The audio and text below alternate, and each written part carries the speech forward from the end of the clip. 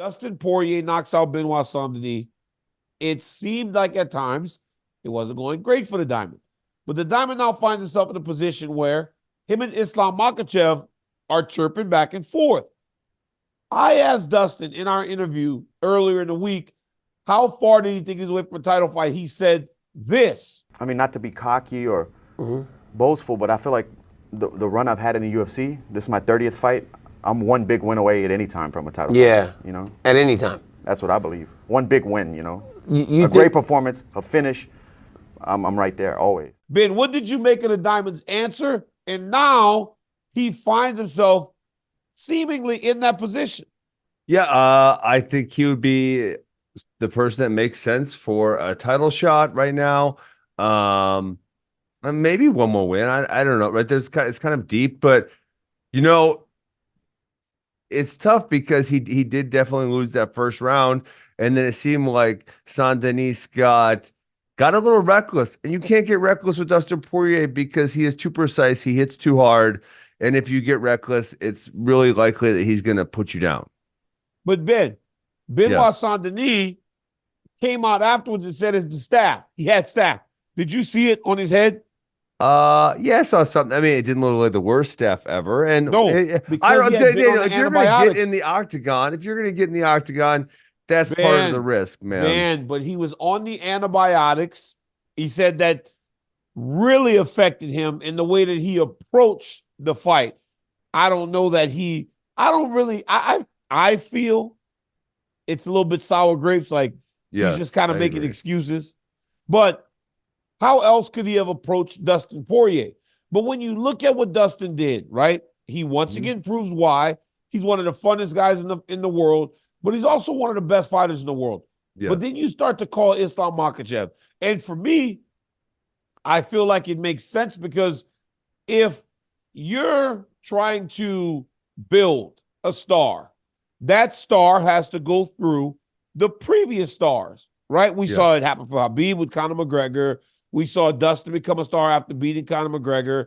We've seen it for as long as we've watched sports and also sports entertainment. Because in the WWF or the WWE today, WWF back in the day, you had the established stars, when they were ready to retire, they would get beat by the new up-and-coming guy. And then they would take that shine. It feels like it makes the most sense because it feels like this is the way to help and further make Islam Makhachev a star. When's Gaethje and Makhachev Do you fighting? think Dustin's deserving of it? But wait, when's Gaethje and Makhachev fighting? Soon, Gaethje's right? not fighting Makhachev. Gaethje's fighting Max Holloway. Oh, why are we doing that? We're fighting, dude. Gaethje's fighting Max Holloway. UFC 300. I forgot. Title. I actually thought Gaethje was fighting Makhachev because that's the one that makes the most sense because Gaethje had just beaten Poirier. I don't know. I feel like if he's impressive against Holloway, then he's the one that probably gets the shot. Or no, bro, wait. Oh my God. Let Charles me bring Oliveira you back into also. this world, Benny boy. I'm all messed up. Benny. But he just June. lost. Makhachev wants to fight in June. Poirier said he's down to fight in June. Okay, put them together. April is when Holloway fights Gaethje. Nobody's turning around that quick. Too soon. The champ wants to fight in June. So it seems as though right place, right time, right? Because Arman Sarukian is fighting Charles Oliveira at UFC 300 also. So it's like those guys are all the best guys are booked in April, except for Dustin Poirier, who now has an opportunity to fight Islam in June if the UFC feels like it's the right fight. But I think, to me, he didn't take much damage at all against Saint-Denis. He just got taken down a lot, took some ground and pound, but he got out of there relatively clean. And I think because of that, you turn them dudes around, man, and you make them fight. Yes. I would agree. But seeing the way, and Dustin deserves it, and Dustin's great, but seeing the way Saint-Denis took him down in the first round, I would imagine Makhachev's going to do or try to do something very similar. Yeah, but Ben, don't you think that it wasn't necessarily Dustin's inability to defend takedowns? It was just that Benoit was so reckless. It's hard to defend a takedown when someone's that reckless and just driving into you, Really? You think so? I don't think it's so hard. You just circle or sprawl. Octagon? Yes. You don't think that's hard? I mean, if it was that easy, everyone would do it, right? Ben, it's like he forgot. Yes, everyone doesn't do it because they worry about the strikes coming in the opposite direction. Yeah. So you got to be very measured. Saint-Denis said, to hell with the strikes. I'm just going to put this pace on this dude. He did say that. Ultimately, it's what cost him. But if you don't catch him yet, then he's going to just keep driving you into the side of the octagon and start taking you down. You know what was kind of concerning for me, though? What's that? Was Dustin seemed to be, his body language wasn't great at the end of the first round. If you ask me, it didn't look good. It looked like he was frustrated a little bit because the dude kept taking him down. What do you think about his John? So John Anik actually called him out on the broadcast. You were on the broadcast, so you should have heard this. But then Poirier is going into it. So John Anik said Dustin Poirier has never won a fight by guillotine, despite the fact that he jumps the guillotine. Like it is, I don't know how many times Dustin Poirier jumped the guillotine. It's probably almost in the triple digits by now because he's been fighting forever. And the fact that he hasn't got one would make me think like, hey, maybe go away from it. Now Dustin Poirier came out. Do you see his shirt that he just came out with? Yeah. Don't be silly, jump the gilly. Right? Yeah, it says, don't be silly, jump the gilly. I know, right? So I don't know if he does that against Makhachev, that might make for a long night for him. You know what my thought about that is? When you're getting taken down, how many times did guys jump a guillotine on you? Not a lot, right? Yeah, a decent amount. I was pretty good at passing the guard, so I didn't end up in their guard a lot with the guillotine. Like I would pass, so I was out real quick. Yeah.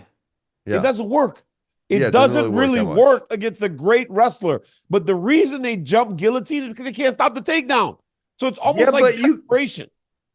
But that's where like Dustin Poirier's been fighting forever. If you learn how just to sprawl, just a good sprawl, good hips, you're going to defend a lot of them. And I think of, you know what I think of? I think of Curtis Blades versus Almeida, who was earlier on that card. And you know, the one time he sprawled, he stuffed, he got his chest over the top of him, and then the one side was open and he just started hammer fisting and he was able to finish the fight.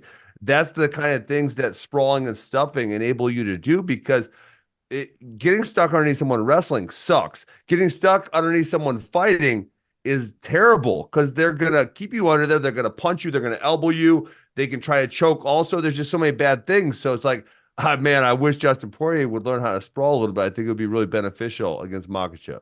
But I think that he has a good guillotine. You remember he almost got Khabib with it.